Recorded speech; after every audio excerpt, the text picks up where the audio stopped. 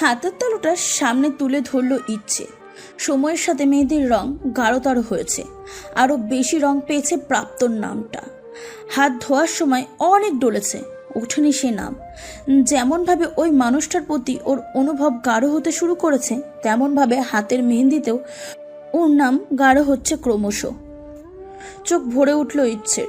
টুপটাপ দুফোঁটা চোখের জল গড়িয়ে তালুতে পড়ল ওর। দম বন্ধ লাগছে ওর এই সাজে। চিৎকার করে কান্না পাচ্ছে ওর। মায়ের কথা মনে পড়ছে প্রচণ্ড। আজকের মা নেই বলে ওকে সামলানোর জন্য কেউ নেই, করণীয়টা বোঝানোর জন্য কেউ নেই। নিজেকে সামলাতে না পেরে আকস্মাৎ কেঁদে দিল ইচ্ছে। অস্পষ্ট সুরে কাঁদতে কাঁদতে বলল, মা। সারাদিন কিছুই খাওয়া হয়ে ওঠেনি ইচ্ছের, টমি জানে সেটা। ও শোয়া থেকে উঠে দাঁড়ালো ইচ্ছেকে কাঁদতে দেখে। খানিকক্ষণ ঘরের মেঝের সুখে টি টেবিলের পানি দেখলো শুধু। গিয়ে টেবিলটা কাছে দাঁড়িয়ে শব্দ করতে লাগলো। ইচ্ছে নাক ডলে বলল, খিদে নেই আমার টমি। টমি আবারও ডাকলো। ইচ্ছে আর কিছুই বলল না। টমি এদিক ওদিক থেকে হাঁটা লাগালো ব্যালকনির দিকে। ইচ্ছে তখনও ঠোঁট কামড়ে ধরে ফুপাচ্ছে। টমি কামড় লাগালো ব্যালকনির পর্দায়, টেনে ছিঁড়তে লাগলো পাতলা পর্দাটা। ইচ্ছে তৎক্ষণাৎ কান্না থামিয়ে চোখ মুছে বলল, টমি স্টপ। টমি যেন শুনলই না। ইচ্ছে আবারও বলল, টমি প্লিজ স্টপ, আজকে না প্লিজ টমি প্লিজ। টমি বাদ মানল। পর্দার নিচের দিকটা ছিঁড়ে ফেলেছে ও। ইচ্ছে বিছানা ছেড়ে নামলো এবার। ব্যালকনিতে গিয়ে মেঝেতে দুই হাঁটু ঠেকিয়ে টমির দিকে হাত বাড়িয়ে বলল, টমি কাম প্লিজ, জেদ করিস না। ইচ্ছের গলায় অসহায়ত্ব, যেন পৃথিবীর সবচেয়ে বড় যন্ত্রণার মধ্যে দিয়ে যেতে হচ্ছে ওকে। আর কোনো কষ্ট সহ্য করার ক্ষমতা নেই ওর।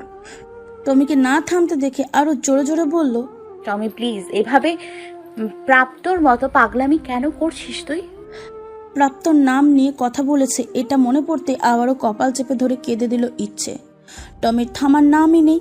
এবার লাফিয়ে উঠে দেয়ালে আটকানো ভাঙা গিটারটাকে মেঝেতে ফেলে দিল ও। ইচ্ছে থমকে গেছে ওর কাছে। দুদণ্ড স্তব্ধ হয়ে বসে থেকে হামাগুড়ি দিয়ে এগিয়ে গিয়ে পাগলের মতন করে জড়িয়ে ধরল গিটারটাকে। জ্বলন্ত দৃষ্টিতে টমির দিকে তাকিয়ে চেঁচিয়ে বলল, সমস্যাটা কি তোর? কি সমস্যা? আমি ওই ছেলেকে ভুলতে চাইছি, আর তুই বারবার কেন মনে করিয়ে দিচ্ছিস ওকে? বারবার আমার লাইফে ওর উপস্থিতির কথা মনে করিয়ে দিয়ে কি প্রমাণ করতে চাস কি তুই? কি? কোন ছেলেকে তুই বলতে চাইছিস ইচ্ছে?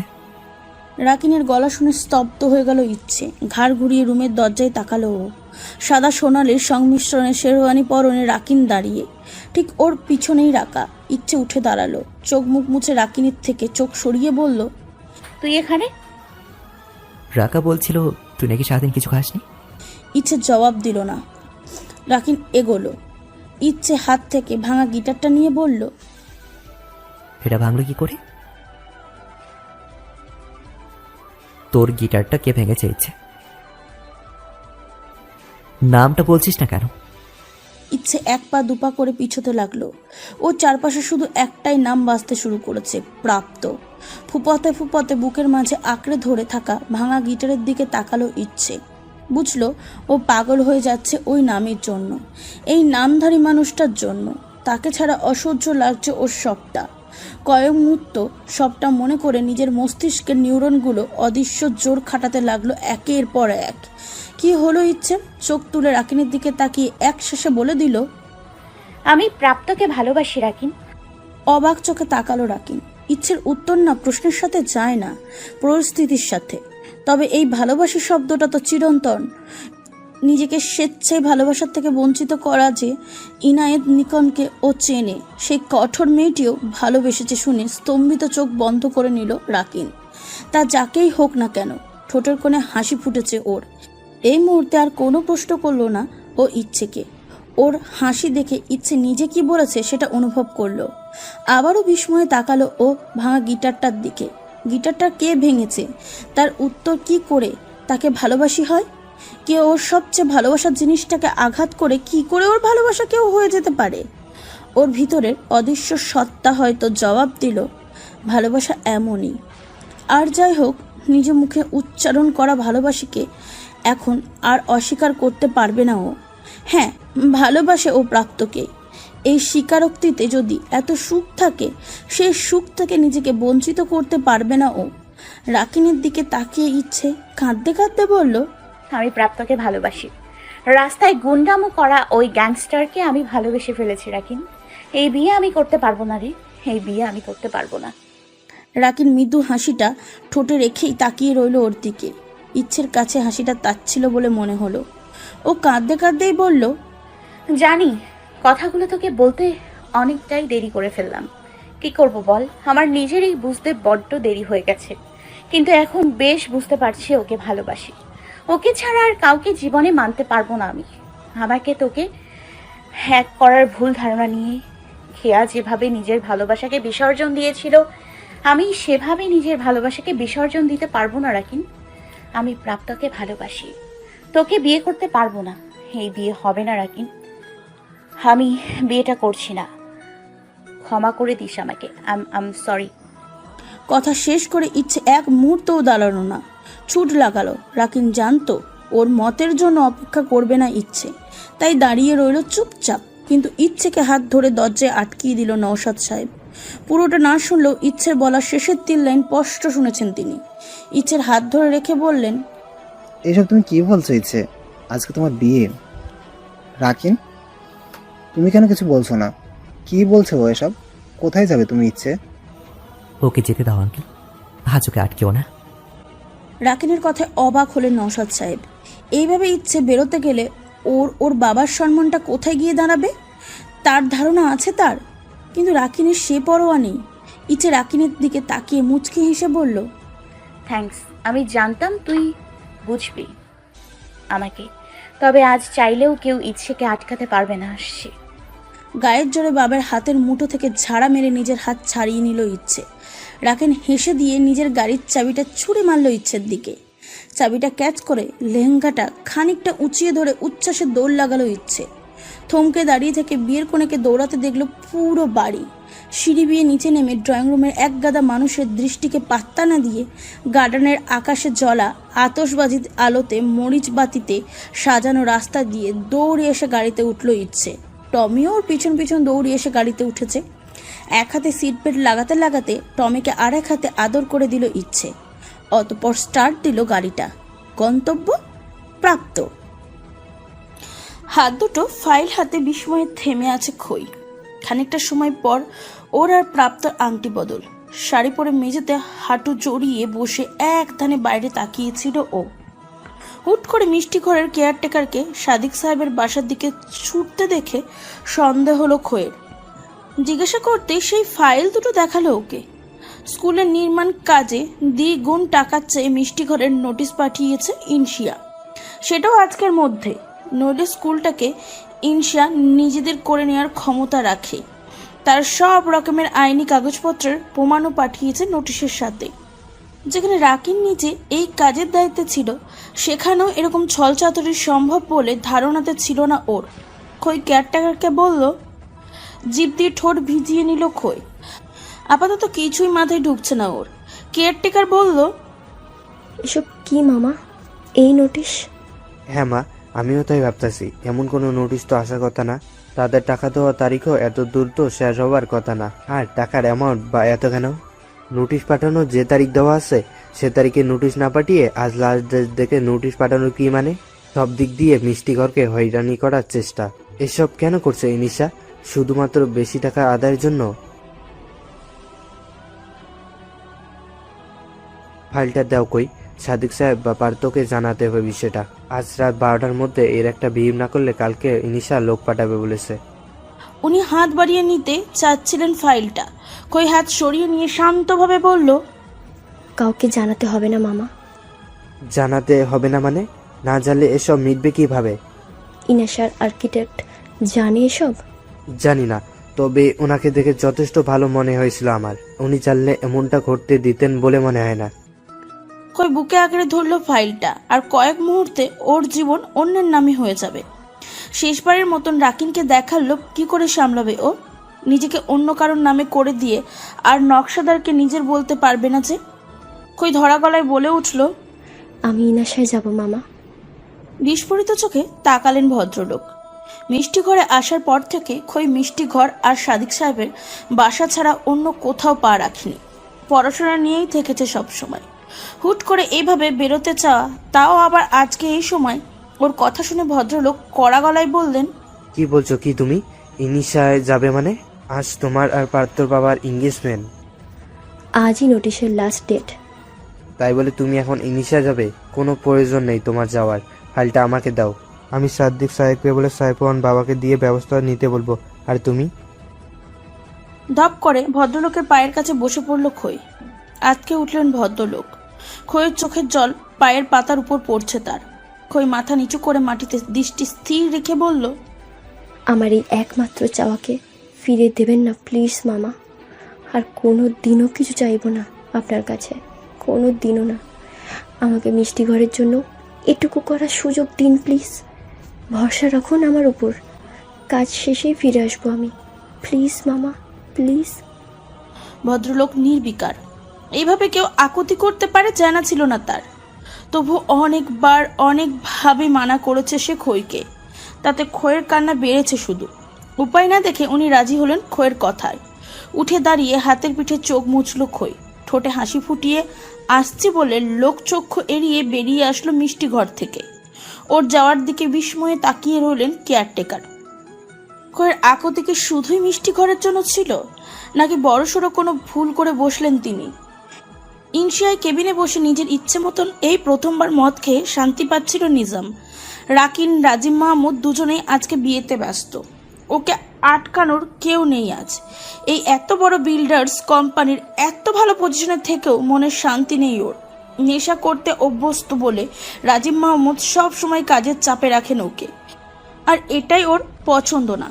টাকা পয়সা দিয়ে যদি জীবনের শখ আহ্লাদি পূরণ না করতে পারে, কি হবে সেই টাকা দিয়ে? অনাথ হওয়ার পর থেকেই কাকার শাসনে বড় হতে হয়েছে ওকে। অন্যায়ের জন্য রাকিনের মারও কম খায়নি। এরা দুই বাপ ছেলে মিলে একদম অসহায় করে তুলেছে ওর জীবনটা। এসব ভেবে ভেবে গ্লাসের পর গ্লাস মদ শেষ করে দিচ্ছিল নিজাম। পরপর দুবার টেবিলে থাকা টেলিফোনটা বেজে উঠল। বিরক্তি নিয়ে সেদিকে তাকালো ও। ওরই অধস্তন এক কর্মচারী। পরের বার বাঁচতেই সে বিরক্তি রাগে পরিণত হলো নিজামের। রাগে ওটা রিসিভ করে বিরসি এক গালি দিয়ে বলে উঠল, তোদের জন্য শান্তিতে বসতে পারবো না কোথাও? জায়গাটা খোয়ানোর মন চেয়েছে। ওপাশ থেকে ভরকে যাওয়া এক কণ্ঠে আওয়াজ এলো, সরি স্যার, আসলে একটা জরুরি বিষয়ে আপনাকে কল করা। রাকিন স্যারের। অক্ষত এক গালিতে কল কাটল নিজাম। লোকটা রাকিনের নাম নিয়েই রাগের আগুনে ঘি ঢেলে দিয়েছে যেন। এক শ্বাসে সামনে রাখা পুরো গ্লাস শেষ করলো ও। পরপর 3 বার খাওয়ার পর কপাল ঠেকালো সামনের টেবিলে। আজকে শান্তি লাগছে প্রচণ্ড। রাকিনের দায়িত্বে ছিল বলে মিষ্টি ঘরের স্কুলটার কাগজপত্র 19-20 করে দিয়েছে ও। কাজ শেষ হবার পর ইনশিয়া যত টাকা পেত তার দ্বিগুণ বাড়িয়ে লিখে আজকে লাস্ট ডেট বসিয়ে নোটিশ পাঠিয়েছে, যার ফলে টাকা আসবে বেশি। আত্মসাৎ করবে ও, আর দায় পুরোটা পড়বে রাকিনের নামে। এমনিতেও খেয়া হাসিং আর বিয়েটা নিয়ে বাবা ছেলের মাঝে যা চলছে, তাতে এই ঘটনার পর রাজিম মাহমুদ রাকিনকে ক্ষমা করবেন বলে মনে হয় না। মনে মনে খুশি হওয়ার আগে নিজামের হঠাৎই হুঁশ আসলো, কর্মদিবস শেষ। এখন অকারণে নিশ্চয়ই কেউ খুঁজতে আসবে না রাকিনকে। আর তার উপর সে জানে না আজ রাকিনের বিয়ে। বাঁকা হাসলো নিজাম। নেশায় বুধ হলেও উদাসীন হলো না ও। ফোনটা নিয়ে পুনরায় কল করলো ও জামিলকে। বলল, কি বলতে চাইছিলি? একটা মেয়ে কল করেছিল, বারবার রাকিন স্যারের সাথে কথা বলতে চাইছিল। মেয়ে? কোন মেয়ে? আর ওয়ার্কিং আওয়ার শেষে এখন রাকিনের সাথে কি বিষয়ে কথা বলতে চায়? মেয়েটা মনে হয় ওই অনাথ আশ্রমের। কি বলবে তা তো জানি না, তবে বারবার করে বলছে খুব জরুরি কথা আছে নাকি। ওকে আমার কেবিনে পাঠা, বাকিটা দেখছি আমি। অনুমতি পেয়ে কেবিনে ঢুকলো খই। দেশের সবচেয়ে নাম করা কন্ট্রাকশন কোম্পানি ইনশিয়া বিল্ডার্সের অফিস খুঁজে পেতে খুব একটা বেগ পেতে হয়নি ওকে। ট্যাক্সি করে চলে এসেছে সোজা। ততক্ষণে ইনশিয়ার কর্মদিবস শেষ। হাতে গোনা কিছু স্টাফ রয়ে গেছে শুধু। কেবিনে ঢুকে রাকিনকে আশা করলো ড্রিঙ্ক বানাতে ব্যস্ত নিজামের দেখা মিলল। খই ফাইলটা বুকে আগলে রেখে বলল, রাকিন সাফায়েত কোথায়? টলমলো চোখ তুলে তাকালো নিজাম। শাড়ি পরিহিত মেয়েটার গায়ের রংটা বেশ চাপা, বিরুনি করা চুল কোমরের নিচ অবধি এসেছে একদম। উঠে দাঁড়িয়ে টলতে টলতে এগোলো নিজাম। রাকিনের নামে এই প্রথমবার কোনো মেয়ে এসেছে ইনশিয়ায়, আর যা রাকিনের নামে হয় বরাবরই তার প্রতি কেন যেন লোভ কাজ করে ওর। নেশালো চাহনিতে আপাদ মস্তক দেখে নিল ও খইকে। খই লক্ষ্য করলো ঠিক মতন দাঁড়াতে পারছে না মানুষটা। এর কাছে স্কুল কেন, রাকিনকে নিয়ে কথা বলেও লাভ নেই। নিজাম এগিয়ে এসে বিশ্রী একটা হাসি দিয়ে বলল, রাকিনকে কি দরকার তোমার? দরকারটা না হয় তাকেই বলবো। কোথায় সে? ওর তো আজ বিয়ে, ও নিজের দরকারে অন্য কাউকে খুঁজে নিয়েছে। আসো, তোমার দরকারটা আজ আমি পুষিয়ে দেই না হয়। পুরোটার বদলে শুধু রাকিনের বিয়ে কথাটা কয়েকবার কানে বাজলো খোয়ের। স্তব্ধ হয়ে দাঁড়িয়ে রইল ও। আজও অন্য কারোর হতে চলেছে, আর আজকেই রাকিন অন্য কাউকে জীবন সঙ্গানী করতে চলেছে। এর চেয়ে বড় ঘটনাক্রম আর কি হতে পারে? তার ছিল এক হাসি ফুটলো ওর ঠোঁটের কোণে। নিজাম এবার আরেক পা এগিয়ে বলল, কি বলো, আমি পুষিয়ে দেই তোমার দরকার? খই নিজেকে সামলালো। এখানে থাকার আর কোনো মানেই হয় না ওর। যত দ্রুত সম্ভব মিষ্টি ঘরে ফিরতে হবে ওকে, আংটি বদলের সময় হওয়ার আগেই। তাছাড়া এখানে রাকিনকে পাওয়ার কোনো উপায়ও নেই। তাই নোটিশটা সাফওয়ানকে দিয়ে দেওয়াই উচিত হবে। খই নিজামকে শান্তভাবে বলল, আপনি যে কোনো কিছু বোঝার অবস্থাতে নেই তা বেশ বুঝতে পারছি, আর আপনাকে বোঝানোর অনুকূল অবস্থাও আমার না। সরি ফর ইন্টারাপশন, আসছি। খই পা বাড়াচ্ছিল চলে আসবে বলে, হুট করেই বলে ওর হাত ধরে পিছন থেকে টান লাগালো নিজাম। খই এমন পরিস্থিতির জন্য মোটেও প্রস্তুত ছিল না। টান অনুভব করে হাতের কাছে থাকা বড় ফুলের টপটা এক হাতে তুলে ঘুরে উঠে বাড়ি লাগিয়ে দিয়েছে ও। কাঁধে লেগেছে নিজামের। কাঁধ চেপে ধরে ওর দিকে অগ্নি দৃষ্টিতে তাকালো নিজাম। খই টেবিল থেকে পানির গ্লাসের পুরোটা নিজামের মুখে ছুঁড়ে মেরে বলল, নেশা কেটেছে? মুহূর্তেই রাকিনের কথা মনে পড়ে গেল নিজামের। যতবার রাকিন ওকে নেশা করতে দেখেছে ততবার এইভাবে পানি ছুঁড়েছে ওর মুখে। খয়ও এটাই করলো। রাগ সর্বোচ্চ সীমায় এবার নিজামের। তেরে এগোলো ও খয়ের দিকে। ওর ঘাড়ের চুল সর্বশক্তিতে মুঠো করে নিল। খই ব্যথায় কুকড়ে উঠে ছাড়ানোর চেষ্টা করলো ওর হাত। নিজাম একটা পৈশাচিক হাসি দিয়ে বলল, না, কাটেনি নেশা। রাকিনকে খুঁজতেই নেশা এসেছিল না? রাকিনের স্টাইলে কাটাতে চাইছিলে আমার নেশা। তবে আজ তোমাকে দিয়েই নেশা কাটাবো। যাও, গেট রেডি। ওর বিদঘুটে হাসিটা দেখে ঘৃণায় বিষিয়ে উঠল খই। এক হাতে থাকা ফাইল দুটো ছেড়ে দিল এবার। কোনো মতো হাত রিয়ে টেবিল থেকে পেপার ওয়েট নিয়ে একদম কপাল বরাবর বাড়ি লাগিয়ে দিল নিজামের। আর্তনাদ করে খয়ের চুল ছেড়ে নিজের কপাল চেপে ধরল নিজাম। কপাল কেটে রক্ত ঝরছে ওর। খই আর এক মুহূর্তও দাঁড়ায়নি। ফাইল দুটো তুলে ছুটতে বেরিয়ে আসলো কেবিন থেকে। কোনো দিকে না তাকিয়ে সিঁড়ি দিয়ে নেমে ইনশিয়া থেকে মূল সড়কে এসে দাঁড়ালো ও। নিজামও ছুটছে ওর পিছন পিছন। ও ভালো মতোই জানে এই মেয়েকে এইভাবে ছাড়লে রাকিন ওকে স্বাভাবিকভাবে ছাড়বে না। আগের বার লিখনের সাথে যা ঘটেছিল, তারপর রাকিনের দেওয়া ধমকিগুলো এখনো ভোলেনি ও। নিচে নেমে নিজাম খইকে দেখলে সিএনজিতে চড়ে বসতে। টবের বাড়িতে বেঁকে যাওয়া কাঁধটার ফাটা কপাল দুটো নিয়ে ও গাড়ি নিয়ে বেরোলো খইয়ের পিছন পিছন। ড্রাইভিংয়ের পুরোটা সময় টমিকে লক্ষ্য করছিল ইচ্ছে। প্রাপ্তকে নিয়ে একা একা অনেক কিছুই বলে চলেছে ও এতটা সময়। যেই টমি প্রাপ্তর নাম শোনার তো দূরে থাক, ওর ঘ্রাণ শুনলেই খেপে যেত, সেই টমি পুরোটা সময় ওর নামে বলা হাজারটা স্বীকারোক্তি বসে শুনে চলেছে। কোনো প্রতিক্রিয়া নেই।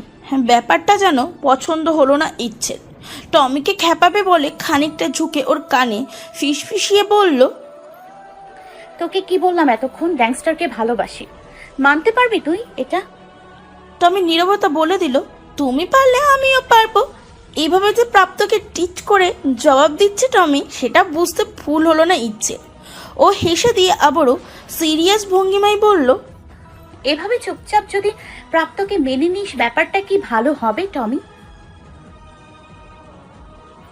তোর কিন্তু সত্যি আদর কমে যাবে। এবার শব্দ করতে করতে উত্তেজিত হয়ে পড়ল টমি। ঠোঁট টিপে হাসি আটকানোর চেষ্টা করেও হাসি থামাতে পারল না ইচ্ছে। শব্দ করে হেসে দিল।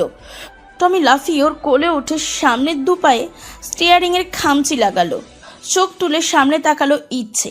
আচমকায় ওর গাড়ির সামনে চলে এসেছে কেউ। এই জন্য টমি অমন করছিল।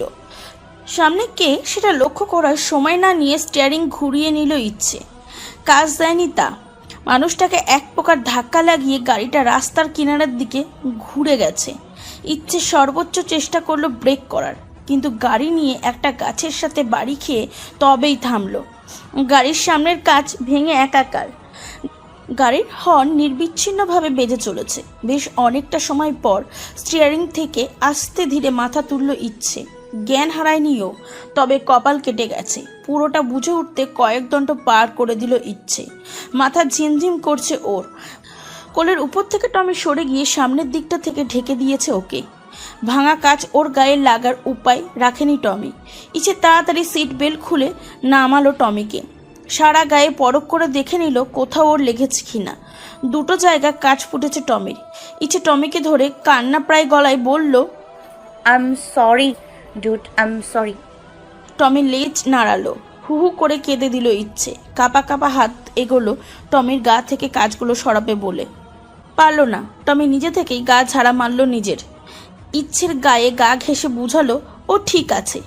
ইচ্ছে কাঁদতে কাঁদতে শক্ত করে জড়িয়ে ধরলো ওকে। বলল, ইউ ওকে? টমি শব্দ করে ইচ্ছের কপালের দিকে মুখ উঁচিয়ে ধরলো। হাত তুলে স্পর্শ করে বুঝলো অনেকটাই কেটে রক্ত ঝরছে কপাল থেকে। একটা খুদে শ্বাস ফেলে ডয়ার থেকে সেলোটেপ বের করতে যাচ্ছিল। হঠাৎই মনে পড়ল গাড়িটা কাউকে ধাক্কা লাগিয়েছিল। তৎক্ষণাৎ হন্তদন্ত হয়ে বেরিয়ে এলো ইচ্ছে। গাড়ির আশেপাশে খুঁজতে লাগলো তাকে। ল্যাম্পপোস্টের আবছা হালায় লক্ষ্য করলো কিছুটা দূরেই কেউ একজন রাস্তায় পড়ে আছে। ইচ্ছে লেহেঙ্গা উঁচিয়ে দৌড়ালো। টমিও নেমেছে গাড়ি থেকে। মানুষটার নিকটতর হতেই ইচ্ছে টের পেল ওটা কোনো মেয়ে। এগিয়ে গিয়ে রাস্তায় বসে পড়ল ও। উবুর হয়ে পড়ে থাকা শাড়ি পরিহিত মেয়েটাকে কোলে সোজা করতেই দিশাহারা হয়ে গেল ইচ্ছে। শ্যামবর্ণ মেয়েটার পরনে থাকা খয়েরি পাড় সাদা শাড়ি রক্তে ছেয়ে গেছে একদম। অনেক বাজেভাবে মাথা ফেটে গেছে। হাতে পায়ে স্ক্যাচ। ইচ্ছে কি করবে কিছুই বুঝে উঠতে পারছে না। তাড়াহুড়ো করে মোবাইল আনেনি। পুরো জায়গাটা জনমানব শূন্য। সাহায্যের জন্য কারোর কাছে যাবে, মেয়েটাকে একা ছাড়া সাহসও হয়ে উঠল না ওর। আবারও গাড়ির কাছে এসে গাড়ি স্টার্ট নেয় কিনা সেটা চেক করলো ইচ্ছে। গাড়ি তখনও চলার মতন ছিল। থ্যাঙ্ক গড বলে এক হাতে নিজের কপাল চেপে ধরে আর এক হাতে স্টিয়ারিং ঘুরিয়ে গাড়ি নিয়ে মেয়েটার কাছে আসলো আবারও। কোনো মতে গাড়িতে মেয়েটাকে তুলে সোজা হসপিটালে চলে আসলো। নামার সময় টমিকে গাড়িতে আটকে দিয়েছে ইচ্ছে। হসপিটালে যারা ছিল মোটামুটি সবাই চেনে ইচ্ছেকে। ইচ্ছে বলে দিয়েছে মেয়েটার সব রকমের চিকিৎসা করতে, বাকি সবও দেখে নেবে। ওর কথা মতোই হচ্ছিল সবটা। মেয়েটার তখনও জ্ঞান ফেরেনি। অবস্থা গুরুতর দেখে মেয়েটাকে সরাসরি এমার্জেন্সিতে নিয়ে যাওয়া হয়েছিল। কিন্তু মেয়েটা সেই যে হসপিটালে আসার পর থেকে ইচ্ছের হাত ধরেছে আর ছাড়ছেই না। ইচ্ছে চেষ্টা করছে নিজের হাত ছাড়ানোর, পারেনি। ওকে দেখে এক নার্স বলে উঠলেন, ma'am, you are also bleeding, আপনারও 8 প্রয়োজন। জোরপূর্বক মেয়েটার হাত থেকে ইচ্ছের হাত ছাড়িয়ে দিল নার্সটা। এতক্ষণ অজ্ঞান থাকলো, এবার দুটো ঢেকুর তুলল মেয়েটা। রক্তবমির সাথে অস্পষ্ট স্বরে উচ্চারণ করলো, ইচ্ছে। অবাক চোখে তাকালো ইচ্ছে। মেয়েটা ওর নাম কেন নিল? নাকি ওই ভুল শুনলো? নার্স ওকে এনে কেবিনে বসিয়ে দিল। তারপর কপালে ঠিক মতন পরিষ্কার করে ওষুধ লাগিয়ে দিল। কেবিনে স্থির থাকতে পারল না ও। সারা শরীরে অস্বস্তি, অস্থিরতা। বিয়ের সাজ, মেয়েটার চিন্তা, প্রাপ্তর কাছে যাওয়ার ভাবনা সবটা ভুলে করিডোরে আসলো ইচ্ছে। আগে এই মেয়ের সুস্থতার কোনো খবর পাক, তারপরে প্রাপ্তর কাছে যাবেও। এর মধ্যে 3 জন পুলিশ পোশাক পরার লোক আসলো ওখানে। এগিয়ে এসে ইচ্ছেকে বলল, আপনার গাড়িতে অ্যাক্সিডেন্ট হয়েছে ম্যাডাম। ইচ্ছে বুঝলো অ্যাক্সিডেন্ট কেস বলেই পুলিশ এসেছে ওকে ক্রস কানেকশন করতে। ঘাড় নেড়ে সম্মতি দিয়ে নিচু গলায় বলল, জি। কোথায়, কিভাবে? ঘটনাক্রম বলে দিল ইচ্ছে। পুলিশ মনোযোগ সহকারে সবটা শুনল। ইচ্ছের বলা শেষে ওটি থেকে বেরিয়ে আসলো ডক্টর। আগ্রহ নিয়ে তাকালো ইচ্ছে। পুলিশ এগিয়ে গিয়ে বলল, পেশেন্ট কেমন আছে ডক্টর? অনেকটা ব্লাড লস হয়েছে, ব্লাড দিতে হবে এই মুহূর্তে, না হলে মেয়েটাকে বাঁচানো অসম্ভব। বাঁচানো অসম্ভব শুনে এক পা পিছিয়ে দেয়ালে লেপটে গেল ইচ্ছে। মাকে হারানোর পর থেকে মৃত্যুতে বরাবর ভয় ওর। কেউ মারা গেলে সে তো আর ফেরে না। কিন্তু এই পৃথিবীতে তার ভালোবাসার মানুষগুলো কত যন্ত্রণা নিয়ে বেঁচে থাকে সে ধারণা আছে ওর? ইন্সপেক্টর বলল, তো ব্লাড দিচ্ছেন না কেন আপনারা? অ্যাকচুয়ালি ইন্সপেক্টর, মেয়েটার ব্লাড গ্রুপ ও নেগেটিভ, আর আমাদের ব্লাড ব্যাংকে এই ব্লাড গ্রুপের ব্লাডই নেই বর্তমানে। আমার ব্লাড গ্রুপ ও নেগেটিভ, আমি দেব ব্লাড। ওকে। জোর গলায় বলল ইচ্ছে। উপস্থিত সবাই বিস্ময়ে তাকালো ইচ্ছের দিকে। ডক্টর বললেন, বাট ইনায়েত ম্যাম, আপনি? There is no scope for your but doctor, আপনি আপনার কাজ করুন, মেয়েটাকে বাঁচান। যত ব্লাড প্রয়োজন আমি দিব, আপনি ব্যবস্থা করুন। ডক্টর পুলিশের দিকে তাকালেন এক পলক, মাথা নেড়ে পুলিশ সম্মতি বোঝালে ইচ্ছেকে নিয়ে চলে গেলেন সে। সব রকম টেস্ট করিয়ে 2 ব্যাগ রক্ত দিল ইচ্ছে। ডক্টর ব্লাড নিয়ে গেছে। এর মধ্যে একজন পুলিশ এসে পাশে বসলো ইচ্ছের। বললেন, বাসায় জানিয়েছেন? Press media? না, অ্যাক্সিডেন্ট নিয়ে এখনো কেউ কিছু জানে না। বিয়ের আসর ছেড়েছি, এটা নিয়েই ব্যস্ত আছে হয়তো। হসপিটালেও স্পেশাল রিকোয়েস্ট করেছি বিষয়টাকে এখনই পাবলিক না করার জন্য।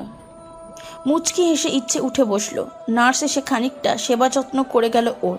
পুলিশ আর কিছু বলেনি ওকে। বেশ খানিকটা সময় পর ডক্টর এসে হাসি মুখে বললেন, she is out of danger. আধা ঘন্টার মধ্যেই জ্ঞান ফিরবে বলে আশা করা যায়। তবে আরও একটু দেরি হলে বোধহয় আরও খারাপ কিছু হয়ে যেত। Thanks to your miss Inayat. আজকে আপনি যদি ব্লাড না দিতেন তবে হয়তো মেয়েটাকে বাঁচানো যেত না। স্বস্তির শ্বাস ফেললো ইচ্ছে। হুট করে কানের ভিতর সুরসুর করতে লাগলো ওর। পাশের টেবিল থেকে টিস্যু নিয়ে কানের দিকটাই ডলা মেরে বলল, দেখা করা যাবে ওর সাথে? যেহেতু পেশেন্ট সেন্সলেস, দেখা করেও লাভ নেই কোনো। ভিতরে একজন যেতে পারবেন? ইচ্ছে কিছু বলার আগেই পুলিশ বলে উঠল, আগে আমি দেখা করতে চাই ডাক্তার। বাধা দিল না ইচ্ছে। ও চেয়েছিল মেয়েটার সাথে দেখা করে প্রাপ্তর ওখানে চলে যাবে, কিন্তু পুলিশ তো তার ডিউটি করবেই। ইচ্ছের সম্মতি বুঝে একটা ক্ষুদে শ্বাস ফেলে উঠে দাঁড়ালো সাফওয়ান। ইচ্ছের হাতে হওয়া অ্যাক্সিডেন্ট কেস বলে কেউ আসতে চাইছিল না, বাধ্য হয়ে ওকেই আসতে হলো হসপিটাল। কিন্তু এখানে রকস্টার ইচ্ছের তো আলাদাই এক রূপ। আস্তে ধীরে ওটিতে গিয়ে পেশেন্টকে দেখে আর এক দফায় আটকে উঠল সাফওয়ান। মেয়েটা আর কেউ না, খই। এঙ্গেজমেন্টের সাজের বদলে আজ ওর মাথা ভর্তি ব্যান্ডেজ, হসপিটালের পোশাক পরনে, মুখে অক্সিজেন মাস্ক। মিষ্টি ঘর বা প্রাপ্তদের বাসার পরিবর্তে ও ইচ্ছের গাড়ির সামনে, আর তারপর এই ওটিতে। কিছুই বুঝে উঠতে পারল না সাফওয়ান। তৎক্ষণাৎ কল লাগালো প্রাপ্তকে। সাফওয়ান বেরোতে সময় নিচ্ছিল বলে চুপচাপ উঠে এলো ইচ্ছে। আগে গাড়িতে থাকা টমিকে আদর করে দিল, তারপর রিসেপশনে গিয়ে জোরপূর্বক গায়ের কিছু গয়না খুলে দিল। যদিও নিতে চায়নি কেউ, ইচ্ছে বারণ শোনেনি। রিসেপশনে দাঁড়িয়ে ক্লান্ত স্বরে বলল, আমার একটা কল করা প্রয়োজন। Can I? শিওর ম্যাম বলে টেলিফোনটা এগিয়ে দিল রিসেপশনে থাকা মেয়েটা। ইচ্ছে রাকিনের নাম্বার তুলল ওতে। ওর মতে এদিকটা এখন একমাত্র রাকিনি সামলাতে পারবে। কল লাগাতে রিসিভ হলো কলটা। ইচ্ছে বলল, হ্যালো রাকিন, ইচ্ছে। ইচ্ছে, কোথায় তুই? পৌঁছে গেছিস কি? তোর ফোন? রিল্যাক্স, ঠিক আছে আমি। তবে ছোট্ট একটা অ্যাক্সিডেন্ট হয়ে গেছে। তুই এক কাজ কর, নিউরো হসপিটালে চলে আয়। আমি আর কিছু বলতে যাচ্ছিল ইচ্ছে, ঠিক তখনই প্রাপ্তকে পাগলের মতন ছুটতে ছুটতে হসপিটালে ঢুকতে দেখলো ও। গায়ে খয়েরি রঙের পাঞ্জাবি, হাতা গুটিয়ে কোনোই অবধি তোলা। এতগুলো দিন পর ওকে দেখে এই অবস্থাতেও হাসি ফুটলো ইচ্ছের ঠোঁটের কোণে। প্রাপ্তে কোনো দিকে না তাকিয়ে ওটির দিকে ছুটছে। কল কেটে ইচ্ছে ওর পিছনে এগোতে লাগলো। ওটির সামনে করিডোরে এসে প্রাপ্তকে দেখে থামলো ইচ্ছে। খুশিতে রঙিন ওর চারপাশ। প্রাপ্ত তখন চোখ বন্ধ করে দেয়ালে এক হাতে ঠেস দিয়ে দাঁড়িয়ে, আর সাফওয়ান ওর কাঁধে হাত রেখে কিছু বলছে। একটু পর ফোনটা কানে নিয়ে সরে গেল সাফওয়ান। অনাকাঙ্ক্ষিতভাবে প্রাপ্তকে ওখানে দেখে কিছুই যেন মাথাতে ছিল না ইচ্ছের। দৌড়ে গিয়ে জাপটে ধরলো ও প্রাপ্তকে। ওর বুকে মাথা ঠেকিয়ে এক শ্বাসে বলে দিল, I love you mister gangster, I love you. এই জন্যই বুঝি ক্ষয়ের ক্ষতি করতে চাইছিলে তুমি, ইচ্ছে, টু শো ইয়োর ক্রেজিনেস। ভালোবাসার মানুষটাকে ভালোবাসি বলার পর ঠোঁটের কোনো ফোঁটা উচ্ছ্বাসের হাসিটার পরেই 2 সেকেন্ডেই মিয়ে গেল ইচ্ছের। প্রাপ্তর বুক থেকে আস্তে ধীরে মাথা তুলে তাকালো ওর দিকে। ওর কাতর চেহারার দিকে অবুঝের মতন তাকিয়ে রইল কিয়ৎক্ষণ। হাত আলকা হয়ে এসেছে ইচ্ছের। প্রাপ্ত পিছিয়ে সরে দাঁড়ালো ওর বাহুর থেকে। ইচ্ছের বধূবেশকে দুচোখ ভরে নিল যেন। কপাল থেকে উল্টে পড়া টিকলি, নাক থেকে খুলে পড়া নথ, এলোমেলো চুল, মাথা থেকে সরে যাওয়া ঘোমটা, ওকে ভালোবাসি বলার এক রাশ পাগলামি ইচ্ছের সর্বাঙ্গে। অথচ এই পাগলামি তো ওরই করা উচিত ছিল, কিন্তু সুযোগটাও বা পেল কোথায়? যে মুহূর্তে বাবাকে বলতে গিয়েছে খইয়ের সাথে আংটি বদল করবে না, সেই মুহূর্ত থেকেই খই নিখোঁজ। আর এখন সাফওয়ানের কাছে শুনতে পেল সেই মেয়েটা আইসিইউতে, মৃত্যুর মুখে। আর তার কারণ ইচ্ছে, ওর ভালোবাসা। আস্তে ধীরে ইচ্ছের কপালের টিকলিটা ঠিক করে দিয়ে ছোট্ট চুলগুলো কানে গুজে দিল প্রাপ্ত। ওর কপালের ঠোঁট ছুঁয়ে মৃদু স্বরে বলল,